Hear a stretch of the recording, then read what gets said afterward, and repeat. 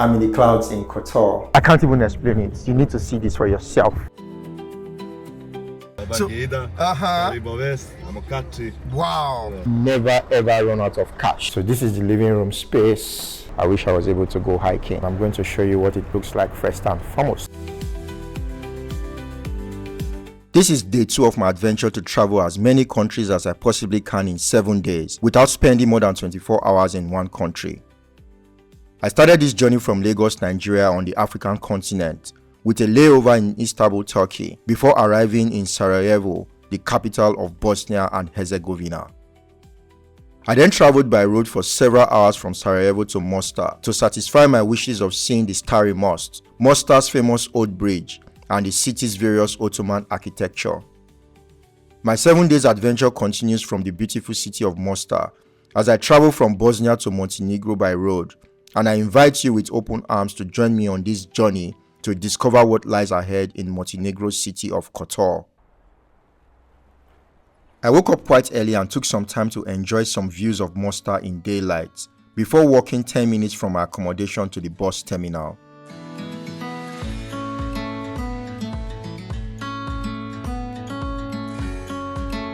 So, I'm about to board the bus, but before I do that, I just feel it's important I mention at this point that one of the most important things about traveling is the learning that you pick up along the way. I have learned a lot of things about the history, the story, the people of Bosnia, and that's not something I'm going to forget in a hurry. I look forward to all of the learnings and the new things I will discover when I get to Montenegro. The essence of me saying this is just to encourage you. If you have the ambitions of going somewhere, leave your comfort zone and just do it. It doesn't necessarily have to be an expensive trip, and like this trip I'm making right now is not so expensive. I'm going to create a dedicated video to give you a breakdown of how everything was planned, just because I care and because I want you to try to do something as well. So look out for that video, and let me remind you at this point, subscribe. Hit that subscribe button to encourage me to keep doing all of the things I do and telling all of the stories I tell.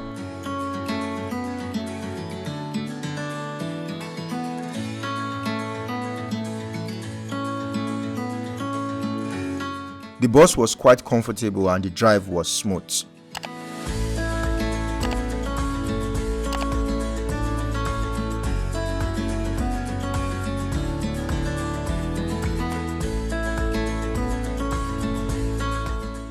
We soon made a stop to pick up additional passengers, and this gave us an opportunity to stretch our legs. Having a quick stopover at a place called Trebinje. I hope I pronounced that right. We've been driving for close to 3 hours now, and we're having a 15-minute break. I believe we'll be crossing the border very soon, the border between Bosnia and Montenegro. So I'm just going to move around and see what Trebinje looks like for this next 15 minutes.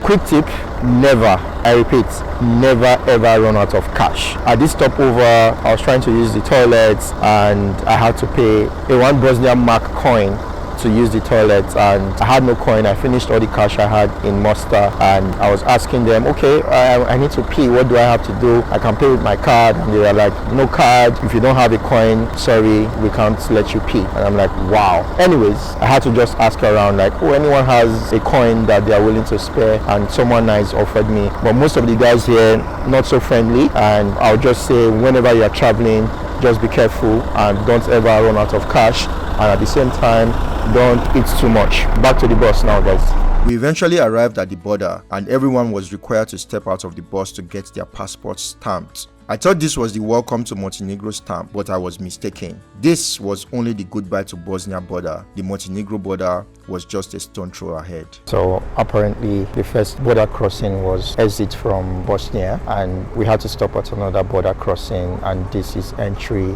into Montenegro. Everyone had to get out of the bus, got their passports stamped as evidence of coming into the country. Quite interesting. We're out here, quite a rocky terrain. If you see behind me, I wish I was able to go hiking, but we'll get back into the bus and continue our journey into Kotor. Getting into Montenegro was hassle-free. The terrain was very similar to Bosnia, with lots of mountains and rocky formations along the way. The views from the bus as we drove through the countryside were truly beautiful and therapeutic. Montenegro is a stunning country located in the Balkan regions of Europe, known for its breathtaking natural beauty, rich history, and vibrant culture. Montenegro has a very rich history that spans over 2,000 years, starting from when it was inhabited by the Illyrian tribes to later years under the Roman and Byzantine empires till it was conquered by the Ottoman Empire. Montenegro became a part of Serbia when Yugoslavia collapsed in the 90s, before finally gaining self-independence in 2006. This journey from Mostar took longer than I had imagined, but we finally arrived in Kotor in one piece, and I could immediately tell that it's a city surrounded by mountains.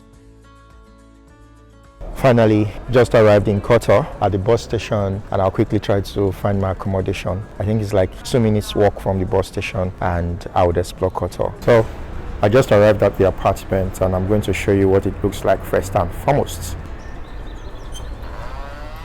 Okay, the first thing you see is the bedroom, and it's painted white. Everything is white.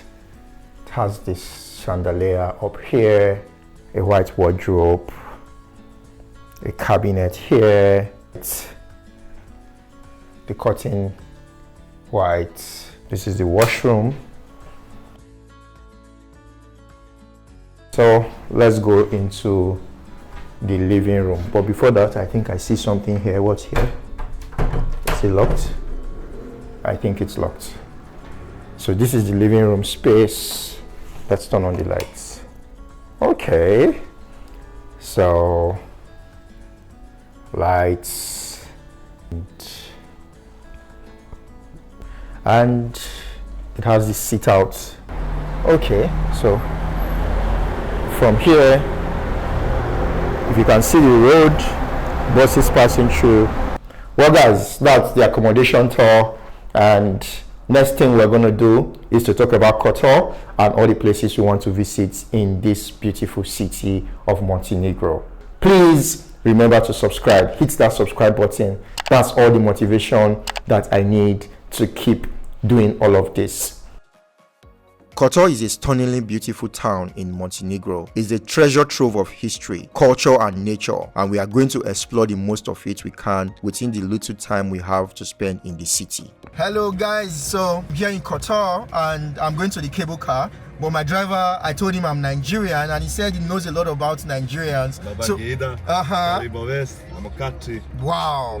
So those guys are guys who play. JJ Okocha. Yeah. This is the best one. Yes, yes. So apart from those guys who play football, what else do you know about Nigeria and Africa? Only football. Only football. Yeah. Okay. So what can you tell us about Kotor, Montenegro? This is place for cruiser ship. First one. And tourist place we have Perast, we have cable car, we have Luštica Bay. And this is it for this. Wow. So I'm going to cable car now, and maybe if I finish, I'll go to Perast, and I'll come to climb the wall. Yeah, that's good. That's great. Okay. So, but what are the things you have in Perast? Perast, it's you have 2 little islands. Okay. In every island you have little church and big little town, Perast. Okay. All right. So, but are things cheap in Kotor or they are expensive? A little expensive than Budva, than Herceg Novi, but it's okay. Okay. It's okay. All right, guys. So, what's your name? Zoran. Zorak. Yeah, Zoran from Serbia. Zoran from Serbia. You're originally from Serbia? Serbia, Montenegro, it's same. Okay. Okay. So, let's explore your country with the little time we have here. So, Zoran is going to tell us about the Balkans. So, Balkans, before 32 years ago, it's Yugoslavia, Slovenia, Bosnia and Herzegovina, Croatia, Serbia, Montenegro, North Macedonia. All this is Yugoslavia. And starting war, 19 years and split. Then Croatia, then Bosnia and Herzegovina, Slovenia, every country, it's for same, you know. one country, and Yugoslavia not big. We people here love each other. Yeah. Croatia, Serbia, Montenegro, Slovenia. Everybody love one country. It's all the one. But politics split us. Yeah. Thanks for that knowledge you just shared with us. So guys, help me thank him in the comments. He's a wonderful guy. I just met him and I love this guy. He's a cool guy, man. I decided the Kotor Cable Car Mountain would be my first point of call, and I was blessed to meet Zoran, who was such a nice guy. First adventure in Kotor, the cable car. So let's go see what that looks like.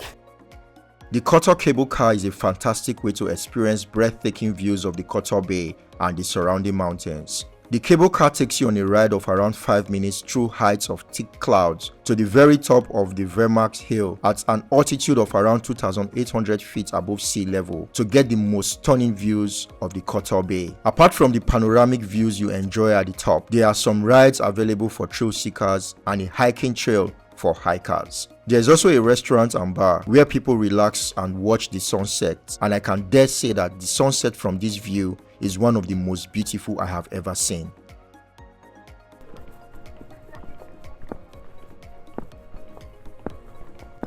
So right now, I'm just taking a walk around the cable car area to the top of the mountain and just to see how beautiful this place is. Wow. And I just realized that I haven't had any proper meal all day, but food can wait for now. Let's explore first, then we'll look for food.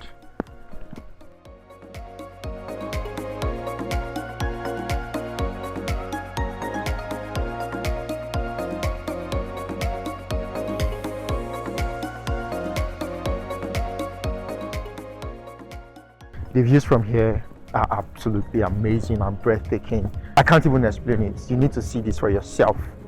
You need to see this for yourself. Ah.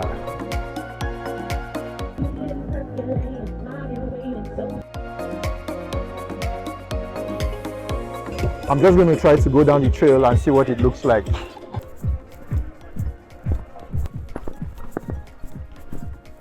Whoa, so I didn't particularly come to do hiking on this trip, so I'm just going to view from here and run back up.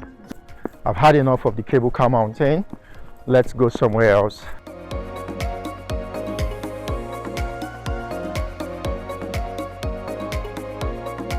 Wow.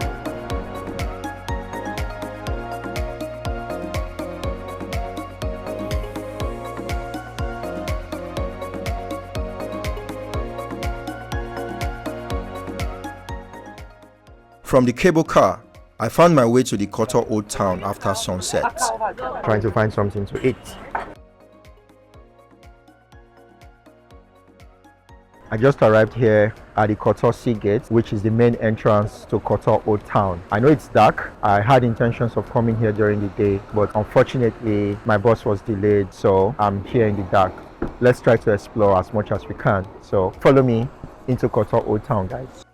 The Kotor Old town is a mesmerizingly beautiful and historic walled city located on the Bay of Kotor with medieval architecture, narrow streets and picturesque piazzas. Kotor Old town has a rich history dating back to the 5th century BC, when it was an important trading center during the Roman Empire and later became a significant cultural and artistic hub during the Middle Ages. The Kotor Old town is a UNESCO World Heritage Site, and while you are here, you can wander through the maze of narrow streets and enjoy the architecture. There are lots of shops to buy different handcrafted gift items and souvenirs, with some cozy indoor and outdoor restaurants and cafes for a fine dining experience.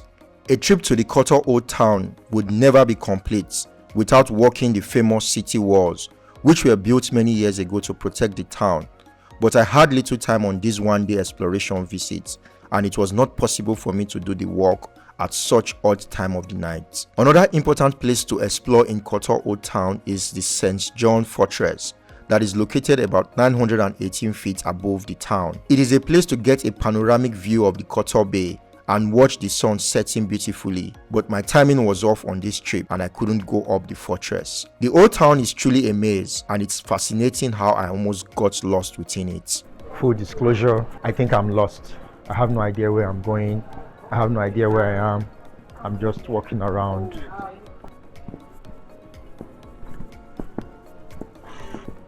This whole place is a beehive of activities. Let me find my way out because I'm lost. Really, really lost, guys. No jokes.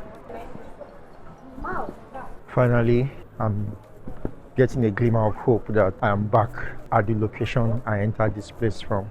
Okay, yes, I can see the famous clock now. I have been found.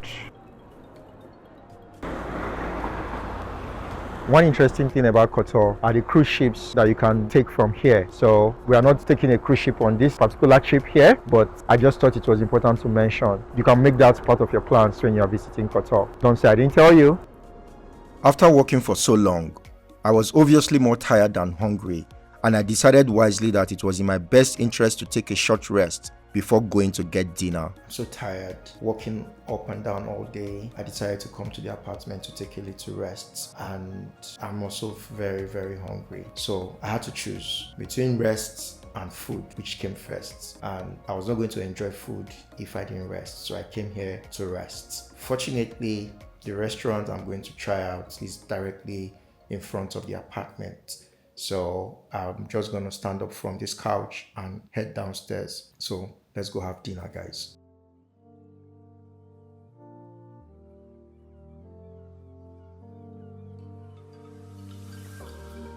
The food is finally here, and I'll show you what it looks like right now.